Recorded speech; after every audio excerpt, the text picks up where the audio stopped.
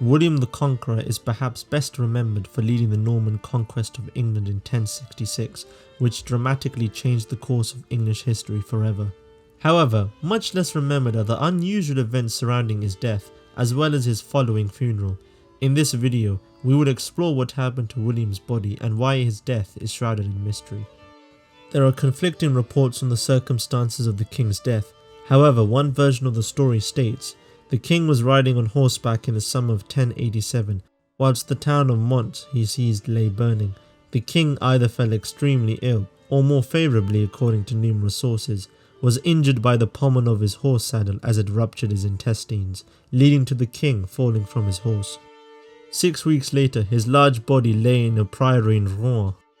Over the course of William's reign over England and Normandy, the king reaped the rewards of his efforts as he became extremely rich, but also had become significantly obese. Over the course of 6 weeks, as William lay in his bed in the Abbey of Saint Gervais, he revealed his will to his entourage. He left the Duchy of Normandy to his eldest son, Robert Curthose, with whom he had a strained relationship throughout his life. To his second eldest son, William Rufus, he bestowed upon him the lands of England. This son would later become William II of England. Lastly, he gifted money to his youngest son, Henry. Not only did he conduct his will, but according to sources, he remained remorseful in his last weeks of his life over the massive amount of blood spilled during his conquest of England. This remorse pushed him to the point where he had actually ordered to free all his prisoners. In addition to this, he had given much of his fortune to the church and the poor. Finally, on the morning of the 9th of September 1087, the first Norman King of England and Duke of Normandy breathed his last.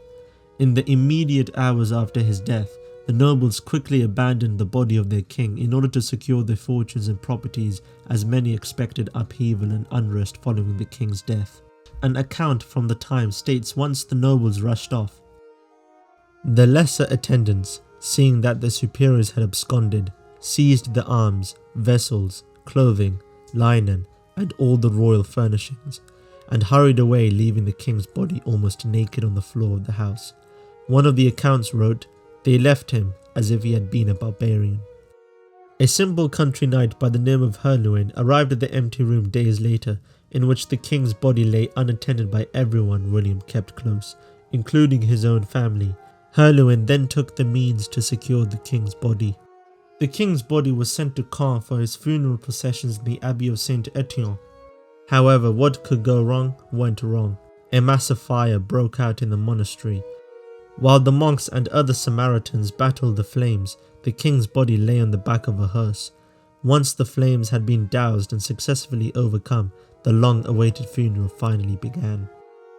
Whilst the sermons were being read out, a minor noble by the name of Fitzarthur came forward, interrupting the sermon, and proclaimed that the church they stood in was built on his ancestral land, declaring, "In the name of God, I forbid that the body of the despoiler be covered with the earth of my inheritance." The monks and bishops were obviously taken aback by the disruption. However, it was true that the words of the noble bore an element of truth that resounded with many at the funeral. He was immediately compensated with 60 shillings on the spot, and the only king's son who was present at the funeral, Prince Henry, promised a further £100. When the time had come for the king to be lowered into his grave, a quite absurd event occurred.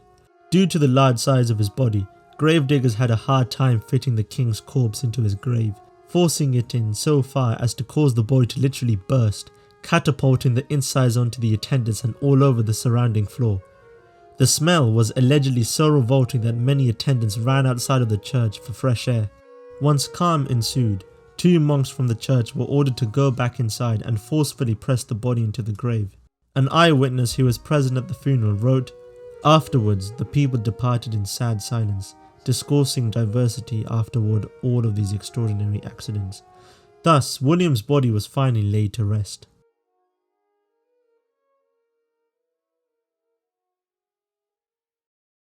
Thank you for viewing this video. Be sure to check out the rest of our content by clicking on some of our videos right here.